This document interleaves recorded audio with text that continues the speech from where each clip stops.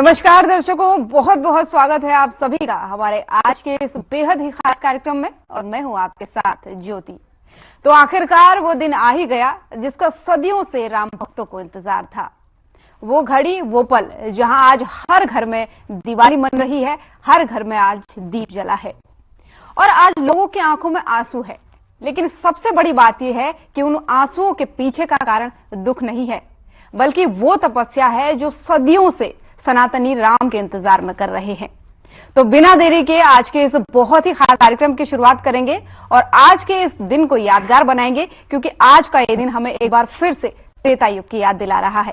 तो चलिए बिना देरी के शुरुआत करते हैं और हमारे साथ आज के दिन में चार चांद लगाने और प्रभु श्री राम के आगमन की खुशी को कई गुना बढ़ाने के लिए कवियों की पूरी महफिल सजी हुई है। तो चलिए शुरुआत करेंगे। सबसे पहले उनका परिचय मधुकर सोनू त्यागी जी हमारे साथ मौजूद हैं, उपेंद्र अर्पण फतेहपुरी जी हमारे साथ मौजूद हैं, विकास विजय सिंह त्यागी जी हमारे साथ मौजूद हैं, वैभव शर्मा जी हमारे साथ मौजूद हैं। आप सभी का बहुत बहुत सबसे पहले स्वागत करना चाहेंगे।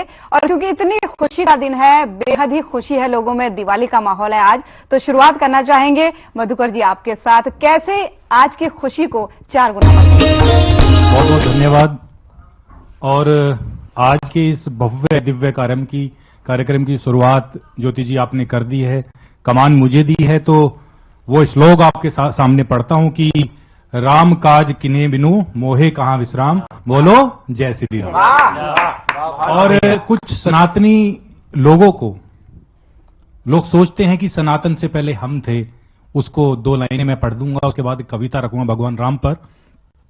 कि लोग कहते हैं लोगों कि मुझे भ्रम में मत रहने दो।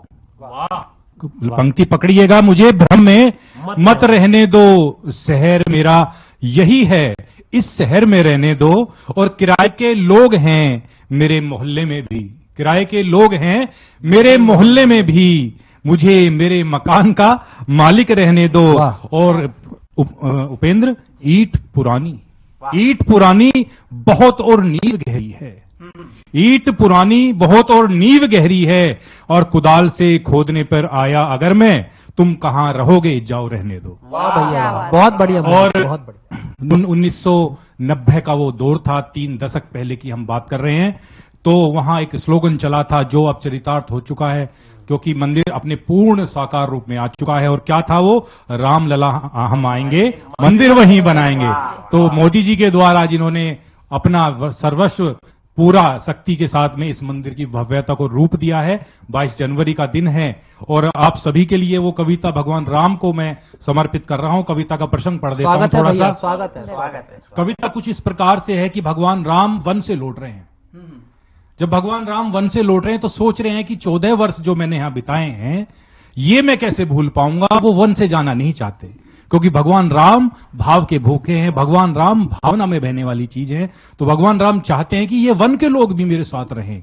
तब भगवान राम क्या कहते हैं कि कंपैरिजन दिखा रहे हैं, तुलना दिखा रहे हैं कि अयोध्या में क्या है और इस वन में क्या होगा। उनके मन की स्थिति मैं आपके सामने पढ़ रहा हूं। कह रहे हैं कि मुझे वनवास में रहने दो, इन महलों में क्या रखा है। मुझे वनवास में रहने दो, इन महलों में क्या रखा है। वही चकाचौंध चांदनी होगी, आभूषण होंगे, रत्न होंगे, वजीर होंगे, मंत्री भी तमाम होंगे, इन सतरंजी फिसादों में क्या रखा है। अब क्या कहते हैं इसके जवाब में? क्या हनुमत होंगे, क्या सुग्रीव होंगे, जटायु होंगे, संबंध तो यहां प्रबल हैं, फर्जी अनुबंधों में क्या रखा है। फिर उसको एक आदमी कहता है कि वहां तो मिष्ठान होंगे, बड़े बड़े पकवान होंगे, मखमली कालीन होंगे। तो भगवान कहते हैं क्या इतने सबर के टेर होंगे, क्या इतने सबर के टेर होंगे, क्या मां सबरी के चखे बेर होंगे, क्या राह में बिछे फूलों के ढेर होंगे। फिर कहता है एक सेवक कि सेवा में खड़े आपकी अनेकों सेवक होंगे, इत्र उपटन श्रृंगार की बड़े दर्पण होंगे। फिर कहते हैं भगवान क्या पिता दशरथ होंगे, अरे क्या पिता दशरथ होंगे, क्या भव तराने वाले केवट होंगे, क्या मन महकाने वाली सरयू के किनारे होंगे। माना सब ऐसो आराम होंगे, जो तुमने कहा वो सारे काम तमाम होंगे। क्या मेरी प्रतीक्षा में खड़े तट होंगे, क्या मेरी प्रतीक्षा में खड़े तट होंगे, क्या चैन से सुलाते वो वट वृक्ष होंगे। नहीं ना, फिर इन बनावटी संबंधों में क्या रखा है। आगे कह रहे हैं कि एक काम कर दो, भगवान राम कह रहे हैं कि एक काम कर दो, बस इस वन काल को ले चलो अयोध्या, तुम इस वन काल को ले चलो अयोध्या, मेरे जीवन के बटे हुए हिस्से जुड़ जाएंगे, तुम्हारे भी राम होंगे और मेरे भी आराम होंगे। और अंत में क्या कह रहे हैं कि दरबार में सब नगर, कह रहे हैं दरबार में सब नगर और वन निष्फल सारे काम होंगे। मुझे लगता है वहां आपके राम भी राम होंगे, वन के भी राम होंगे। लास्ट में क्या कहते हैं वो कि ना अधूरे बल्कि पूर्ण सारे काम होंगे, मर्यादा पुरुषोत्तम जो राम होंगे। और अंत में सिर्फ यही कहूंगा कि अंततः स्वर कंठ राम हो, अंततः स्वर कंठ राम हो, ललाट हो जब शोभित चंदन, हे रघुनंदन है आपका अभिनंदन, है आपका अभिनंदन। बहुत बहुत धन्यवाद। जय श्री राम। बहुत शानदार भैया, बहुत शानदार, बहुत ही जिंदाबाद, बहुत सुंदर, बहुत ही अच्छे तरीके से। मुझे नहीं लगता कि इतने अच्छे तरीके से वनवास और जो प्रभु श्री राम का आगमन है अयोध्या के शब्दों को इस तरीके से पिरोया जाएगा। बहुत ही सुंदर कि पूर्ण सारे काम होंगे जब प्रभु श्री राम हमारे साथ होंगे। आपके साथ आपसे जानना चाहूंगी उपेंद्र जी, आप कैसे अपनी खुशी को बयां करेंगे, कैसे लोगों के आज के दिन में चार चांद लगेंगे? बहुत बहुत धन्यवाद और पूरी टीम के लिए धन्यवाद। इतने सुंदर अवसर पर, इतने शुभ अवसर पर मुझे बुलाया गया और एक से शानदार रचना मोनू त्यागी जी ने पढ़ी और आज पूरा देश राममय हो चुका है और एक माहौल ही ऐसा अनुभव हो रहा है कि मानो हम लोग फिर से त्रेता युग में आ गए और अयोध्या एकदम सज गई है। और हकीकत क्यों ना सजे, हमारी बहुत लंबी प्रतीक्षा रही है, 500 वर्ष की वो लंबी प्रतीक्षा हम सनातनियों की, और आज वो सपना साकार हो रहा है। तो हम सबके लिए बहुत खुशी और गर्व दोनों की बात है। और मैं एक मुक्तक से शुरुआत करता हूं कि करोगे पुण्य जीवन में वही बस काम आएंगे। वाह। करोगे पुण्य जीवन में वही बस काम आएंगे। प्रभु की साधना से फल तुम्हारे नाम आएंगे। वाह, वाह। प्रभु की साधना से फल तुम्हारे नाम आएंगे। प्रभु की साधना से फल तुम्हारे नाम आएंगे। बहुत बढ़िया, बहुत। और चलो भक्तों अयोध्या में दिवाली शाही उत्सव है। चलो भक्तों अयोध्या में दिवाली शाही उत्सव है। अयोध्या धाम में फिर से प्रभु श्री राम आएंगे। वाह। अयोध्या धाम में फिर से प्रभु श्री राम क्या कह दिया वाकई में। और साहब सुनिए कि अयोध्या जगमगाएगी और जय जयकार अब होंगी। अयोध्या जगमगाएगी और जय जयकार अब होंगे। अवध की भूमि पावन पर मेरे सरकार अब होंगे। अवध की भूमि पावन पर मेरे सरकार अब होंगे। और समूचे हिंद ने मिलकर बनाया राम मंदिर है। समूचे हिंद ने मिलकर बनाया राम मंदिर है। बहुत लंबी प्रतीक्षा के स्वप्न साकार अब होंगे। बहुत लंबी प्रतीक्षा के स्वप्न साकार अब होंगे। ऐसा माहौल हो गया है, पूरा राम में, पूरा देश एक तरफ से राम में हो गया है। सनातनियों की वर्षों की प्रतीक्षा आज पूर्ण हुई है तो पूरा माहौल आनंद में हो गया है।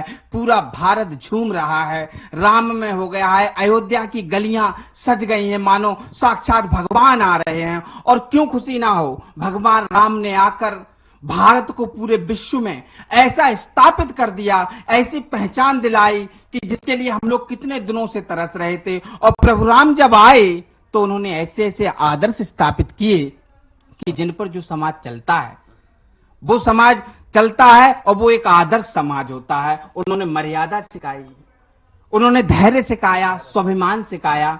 मैं एक छोटी सी लाइन आपके बीच में रखूंगा। भैया स्वागत है, आप सबको पसंद जरूर आएगी। पूरा देश देख रहा है। स्वागत है। कि धर्म और मर्यादा को सम्मान दिलाने आए थे। क्या बात। धर्म और मर्यादा को सम्मान दिलाने आए थे। राष्ट्र धर्म ही सर्वोपरि है ज्ञान कराने आए थे। और भारत भूमि पर आकर प्रभु ने मानव कल्याण किया। राम जगत में भारत को पहचान दिलाने आए थे। राम जगत में भारत को पहचान दिलाने आए थे। और साहब, आज के समय में 2 बीघा जमीन पर गोलियां चल जाती हैं भाइयों में।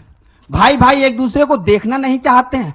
आप अंदाजा लगाइए कि कल उनका राज्याभिषेक होना है, राज तिलक होना है, और पिताजी के मात्र कहने भर से राजपाट त्याग कर बिना कुछ पूछे बन चले जाना, ये राम है, राम ही कर सकते हैं। अब सुनिए कि तात मात की आज्ञा को फिर कौन लगाता सिर माथे। प्रभु, अगर आप नहीं आते तो आज कौन माँ बाप को वैल्यू देता। तात मात की आज्ञा को फिर कौन लगाता सिर माथे। रिश्तों में हक मारे जाते अगर प्रभु ना तुम आते। रिश्तों में हक मारे जाते अगर प्रभु ना तुम आते। त्याग समर्पण की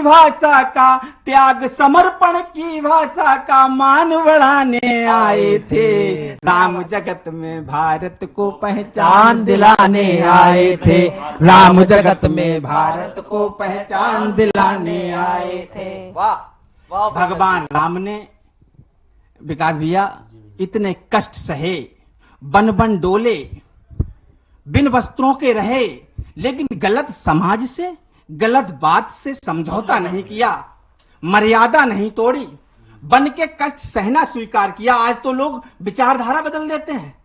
अगर उनका टिकट कट जाए तो 4 दिन बाद पार्टी बदल देते हैं। और सोचो, भगवान राम ने अगर वो चाहते तो वो वाली के साथ समझौता कर सकते थे, लेकिन नहीं, उन्होंने सुग्रीव को स्वीकार किया, क्योंकि जो सत्य पर चल रहा है उसकी विजय होगी, उनका ये मानना था। और वास्तविकता भी यही है। उनने कहा कि सत्य परेशान हो सकता है मगर पराजित ना होगा। सत्य परेशान हो सकता है मगर पराजित ना होगा। सत्य परेशान हो सकता है मगर पराजित ना होगा। अहंकार मदलोभ कभी विजयी परिभाषित ना होगा। अहंकार मदलोभ कभी विजयी परिभाषित ना होगा। और चलो सत्य के साथ सदा आह्वान कराने आए थे। राम जगत में भारत को पहचान दिलाने आए थे। राम जगत में भारत को पहचान दिलाने आए थे। और साहब, वो भगवान का युग, उस त्रेता युग में क्या मर्यादा थी। हमारे मर्यादा पुरुषोत्तम राम ने कैसी मर्यादा स्थापित की कि जब हनुमान जी ने लक्ष्मण जी से पूछा कि आप सीता जी के बारे में क्या बता सकते हैं, क्या पहचान है आपकी भाभी की, आप क्या जानते हैं उनके बारे में, तो लक्ष्मण जी बोले कि मैं अपनी भाभी के बारे में कुछ नहीं जानता। मैंने तो आज तक उनको देखा ही नहीं है। मैं ज्यादा से ज्यादा उनकी चरण देखे हैं, क्योंकि मैंने सिर्फ चरणों पर ध्यान दिया है। क्या मर्यादा रही होगी। अनुज बधु भगिनी सुत नारी, इन पर है अधिकार नहीं। सहज दृष्टि इन पर जायज है पर कुदृष्टि स्वीकार नहीं। सहज दृष्टि इन पर जायज है पर कुदृष्टि स्वीकार नहीं। और निशाचरों का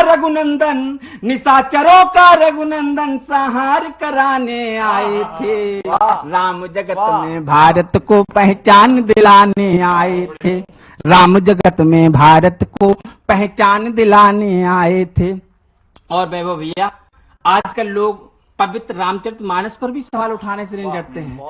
जिन्होंने कभी पवित्र रामचरितमानस को पढ़ा ही नहीं, राम के आदर्शों को जाना ही नहीं, उनसे आप 2 चौपाई पवित्र रामायण की पूछ लो तो नहीं बता पाएंगे। लेकिन वो उनमें से एक बात निकाल लेंगे कि उसमें जातिवाद बहुत बड़ा है, भेदभाव बहुत बड़ा है। लेकिन उन्हें पता नहीं है, क्योंकि उन्होंने कभी अखंड को पढ़ा ही नहीं, रामायण को पढ़ा ही नहीं, जाना ही नहीं। मेरी पंक्तियां सुनिए कि जात पात में भेदभाव और ऊंच नीच ना बढ़ जाए। भगवान राम ने कि जात पात में भेदभाव और ऊंच नीच ना बढ़ जाए, रूढ़वादिता के हाशिए पर मानवता ना चढ़ जाए, रूढ़वादिता के हाशिए पर मानवता ना चढ़ जाए। सबरी के झूठे बेरों में स्वाद बताने आए थे, राम जगत में भारत को पहचान दिलाने आए थे, राम जगत में भारत को पहचान दिलाने आए थे। और साहब, आज से 200 साल पहले क्या हुआ, अंग्रेजों ने क्या किया, मुगलों ने क्या किया, कोई कसर नहीं छोड़ी। जितने भी धार्मिक स्थल थे हम सनातनियों के खंडित कर दिए गए और विदेशियों ने सनातन को मिटाने में की पुरजोर कोशिश की, लेकिन सनातन मिटा नहीं और मजबूत होता गया। और आज ये स्थिति है हिंदुस्तान की कि हिंदुस्तान को कोई टेढ़ी नजर से नहीं देख सकता है। आज इस स्थिति में हिंदुस्तान आ गया है। आज का हिंदुस्तान ये हिंदुस्तान 1950 का हिंदुस्तान नहीं है या 1800 का हिंदुस्तान नहीं है, आज का मजबूत हिंदुस्तान है। अब मैं पंक्तियां आपको समर्पित करता हूं। स्वागत है भैया, स्वागत है। ये पूरा आर्यवर्त जो है ना, कि आर्यवर्त समृद्ध समूचा खंडित कभी नहीं होगा, आर्यवर्त समृद्ध समूचा खंडित कभी नहीं होगा, जो कुदृष्ट भारत पर डाले दंडित दुष्ट वही होगा। और घर में घुस कर मारेंगे, और घर में घुस कर मारेंगे, ऐलान कराने आए थे, राम जगत में भारत को पहचान दिलाने आए थे, राम जगत में भारत को पहचान दिलाने आए। जय जय श्री राम, जय जय श्री राम। बहुत बहुत धन्यवाद। जय हिंद, जय भारत। क्या बात है, राम जगत में भारत को पहचान दिलाने आए थे और वो पहचान वाकई में दिखी है। आज पूरे देश में दिख रहा है किस तरीके से जश्न का माहौल है, किस तरीके से भारत पूरे दुनिया में जाना जा रहा है। बहुत ही सुंदर तरीके से आपने अपनी भावनाएं व्यक्त की और एक सच को बताया है। अब आगे बढ़ते हुए इस कार्यक्रम को विकास जी आपसे चाहूंगी कि आप अपने शब्दों में अब रखें। साधना न्यूज चैनल के सभी दर्शकों को नमन करता हूं। जो भी लोग, बहुत अच्छा आपने अभी तक सुना, मोनू भैया ने बहुत अच्छा कहा और भैया ने भी कि भगवान जो है भारत को पहचान दिलाने आए थे। देखो, जो लंबा संघर्ष 500 वर्ष का था उसके साक्षी तो हम लोग नहीं हुए, हमारी इतनी उम्र नहीं थी, और जो हमने उस राम मंदिर के लिए त्याग तो नहीं किया कोई बड़ा, लेकिन हम खुशनसीब हैं कि हमें वो पल देखने का अवसर मिला जब अयोध्या में मंदिर स्थापित हो रहा है। मुझ जैसा जो नई पीढ़ी का रचनाकार है वो क्या लिखेगा, किस अंदाज में राम को बयान करेगा। तो मैं कुछ पंक्तियां राम पर स्वागत है भाई। कि हो रहा था संस्कृति का उपहास लिखेगा। क्या हुआ था 500 वर्ष तक या 70 वर्ष तक, क्या हुआ? हम उससे पहले बात नहीं कर सकते, लेकिन 70 वर्ष से तो हम 75 वर्ष से आजाद हैं। कि हो रहा था संस्कृति का उपहास लिखेगा, नहीं मानेगा वो राम का वनवास लिखेगा। हो रहा था संस्कृति का उपहास लिखेगा, नहीं मानेगा वो राम का वनवास लिखेगा, और अधर पर ठहरी है राम के वो प्यास लिखेगा। ये नई पीढ़ी का खून है, नया इतिहास। वाह वाह, नई पीढ़ी का खून। ये नई पीढ़ी का खून है और नया इतिहास लिखेगा कि राम की दास्ता वो जुबानी लिखेगा। राम की दास्ता वो जुबानी लिखेगा, सरयू में बहता वो पानी लिखेगा। माता सरयू नदी बहती है, सरयू को याद करो, कि राम की दास्ता वो जुबानी लिखेगा, सरयू में बहता वो पानी लिखेगा, और हो रहा जो अयोध्या में वो आभास लिखेगा। ये नई पीढ़ी का खून है, नया इतिहास। वाह, ये नई पीढ़ी का खून है और सदियों तक हुआ है वो अनाचार लिखेगा। क्या लिख सकता है कि युवा, हम क्या लिखेंगे उनके बारे में? बताया सबने कि राम सबके हैं, हिंदू मुस्लिम सिख ईसाई सब उनके वंशज हैं। तो हो रहा था सदियों तक वो अनाचार लिखेगा, और रावण ने किया था दुराचार लिखेगा, और कार सेवकों का त्याग लिखेगा। उन्हें नमन ना करे तो फिर कि कार सेवकों ने जो किया वो त्याग लिखेगा, राम का सीता से अनुराग लिखेगा, और हुआ था जो अयोध्या में वो उपहास लिखेगा। ये नई पीढ़ी का खून है, नया इतिहास। बहुत सुंदर, नया इतिहास। ये नई पीढ़ी का खून है और नया इतिहास लिखेगा। एक यात्रा और मेरे साथ करना, राम को चरितार्थ करने के लिए देखो भगवान तुलसी ने तो लिखा, लेकिन आधुनिक में रामानंद की जो रामायण थी उन्होंने भी इस किरदार को चरितार्थ किया। हमारे ना जाने कितनी पीढ़ियों तक ये चलेगा।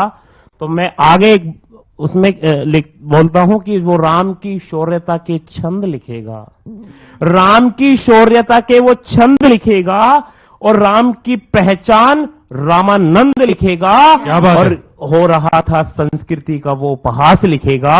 ये नई पीढ़ी का खून है, नया इतिहास लिखेगा। तो राम को क्या हम चरितार्थ कर सकते हैं, ये हमारी औकात नहीं है। लेकिन अपने शब्दों से बस ये कहता हूं कि गिरे हैं हम कभी यारो तो तुमने ही संभाला है। क्या किरदार है, क्या राम का था, क्या हम सीखे। और ये पीछे हटा तो क्यों हटा, क्योंकि लालच में गैरों की तरफदारी नहीं करते, लालच में गैरों की तरफदारी नहीं करते तो कभी दुश्मन यहां आने की तैयारी नहीं करते। अरे गुलामी आज तक हमने भोगी नहीं होती अगर इस देश के कुछ लोग गद्दारी नहीं करते। ये बात हमने दुश्मनों से हाथ मिलाए तो शायद ये हुआ। और तब कहता हूं गिरे हैं हम कभी यारो तो तुमने ही संभाला है। हमारी मेहनत का कमाया हर निवाला है और हमें बदनाम करने की रची है साजिशें उसने कि जिसके घर में अभी तक भी हमारा ही उजाला। क्या बात है। और मेरे जो चारों तीनों भाई बैठे हैं उनके किरदार में पढ़ता हूं कि वो क्यों इस वीर रस पे लिखते हैं, क्यों इस पे उनका भी एक परिचय राम के साथ खड़ा करता हूं। तब कहता हूं कि लबालम मोहब्बत से कभी हम भर नहीं सकते, कि लबालम मोहब्बत से कभी हम भर नहीं सकते। सुनो तुम्हारी ओछी सियासत से हम डर नहीं सकते।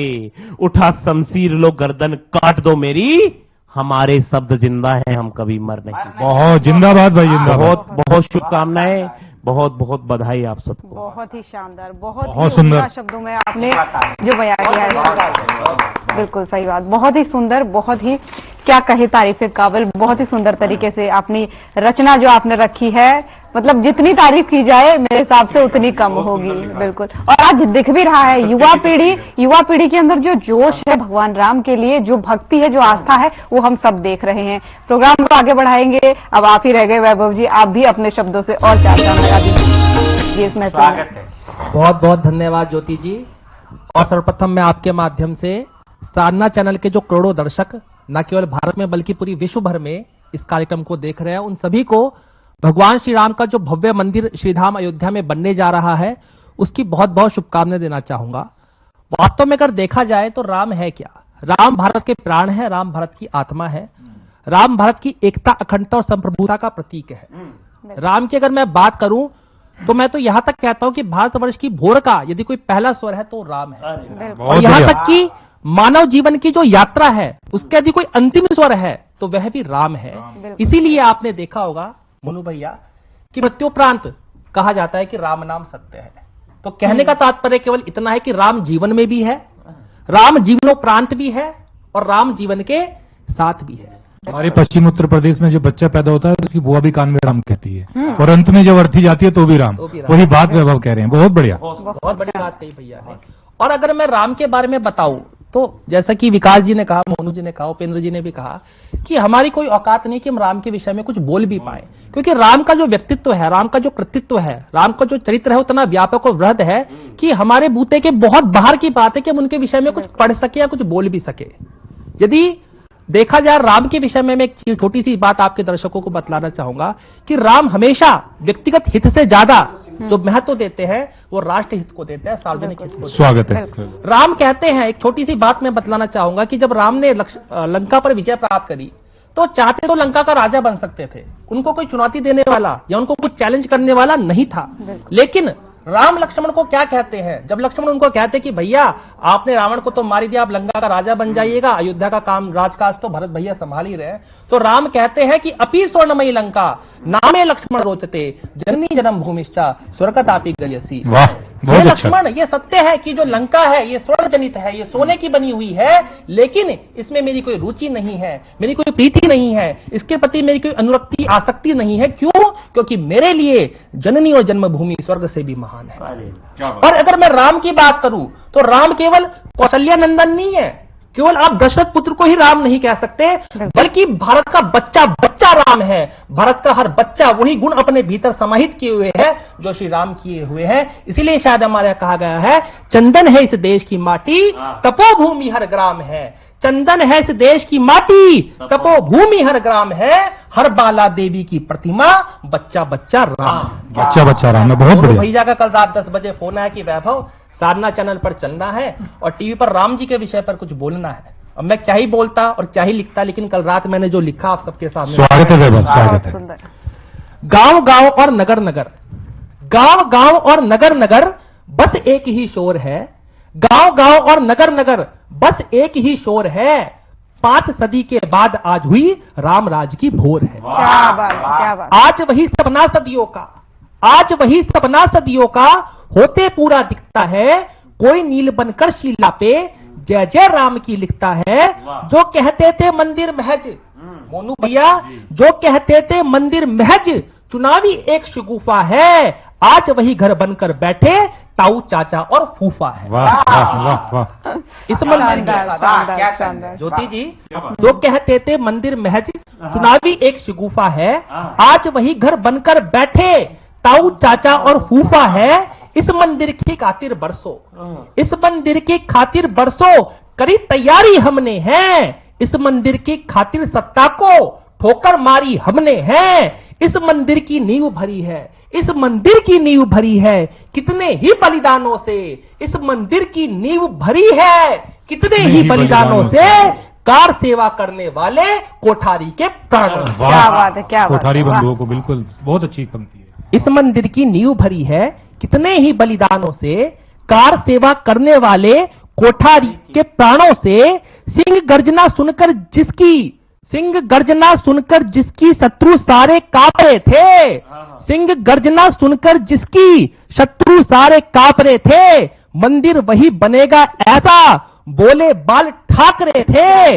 इस मंदिर की हर दीवार पर, इस मंदिर की हर दीवार पर लिखी एक कहानी है। इस मंदिर की हर दीवार पर लिखी एक कहानी है। कहीं लिखा उमा भारती, कहीं लाल कृष्ण अडवाणी। वाह वाह, क्या बात है, बहुत सुंदर चित्रण, बहुत बढ़िया। कहा नहीं है राम कहो तुम। जो लोग राम के होने पर संशय व्यक्त करते हैं, मैं उनको कहना चाहूंगा कि ये बतलाओ कि आखिर राम है कहां नहीं। कहा नहीं है राम कहो तुम, कड़कड़ में वो बसता है। कहा नहीं है राम कहो तुम, कड़कड़ में वो बसता है। भारत का हर बच्चा मंत्र राम राम का रटता है। राम नहीं कोई महज कल्पना। उपेंद्र भैया, मोनू जी, राम नहीं कोई महज कल्पना, ना साधारण सा व्यक्ति है। अखिल ब्रह्मांड का अधिपति वो भारत की अभिव्यक्ति है। आज अवध में उसी राम के आने की तैयारी है। आज अवध में उसी राम के आने की तैयारी है। कुछ घड़ी ही शेष बची, देखेगी दुनिया सारी है। कोई सजाता घर को अपने, आप देख ही रहे होंगे, कोई सजाता घर को अपने, कोई पूजा की थाली है। कोई सजाता घर को अपने, कोई पूजा की थाली है। 22 जनवरी को होगी जो असली वही दिवाली है। दीपावली का पर्व वाकई में बहुत बहुत धन्यवाद। बहुत सुंदर चित्रण भगवान एक बार पुनः साधना चैनल के सभी दर्शकों को